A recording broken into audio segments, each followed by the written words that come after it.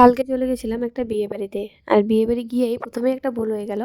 একই ভবনের মধ্যে দুটো বিয়ে ছিল। তো আমাদের যেখানে ইনভাইট ছিল আমরা সেখানে না গিয়ে অন্য বিয়ে বাড়ি চলে গেছিলাম। যাই হোক, ওখান থেকে বেরিয়ে এসে প্রথমে আগে গিফট দিলাম। তো গিফট দেওয়ার পরে কয়েকজনের সঙ্গে দেখা হলো, কথা হলো অনেক। তারপর চলে গিয়েছিলাম স্টলে। আর স্টলে কিন্তু ছিল বাঁধাকপির পকোড়া। আর আমার বাঁধাকপির পকোড়া বেশ ভালোই লাগে খেতে। আর ছিল হচ্ছে কফি। কফিটা আমি খাইনি, আমার বড়বাবু খাচ্ছে।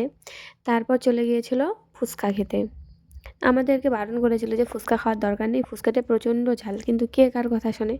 ওর জন্য আমি আগে একটা ফুচকা টেস্ট করে দেখলাম, কিন্তু সত্যিই এত ঝাল ছিল, খাওয়ার মতন না।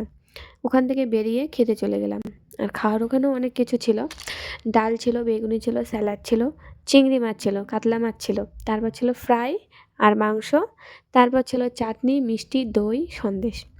কিন্তু আমরা খেতে বসে আলাদা আলাদা বসেছি।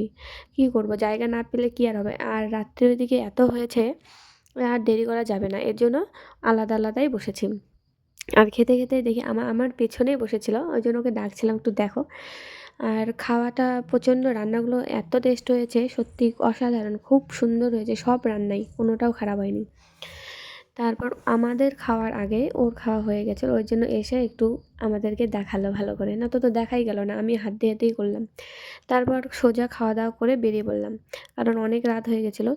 আর ওখানে তো সেরকম সুপারি বা পান বা কিছু পাইনি, ওর জন্য রাস্তায় এসে মিষ্টি পান বানিয়ে খেয়ে তারপর আমরা বাড়ি চলে এসেছিলাম।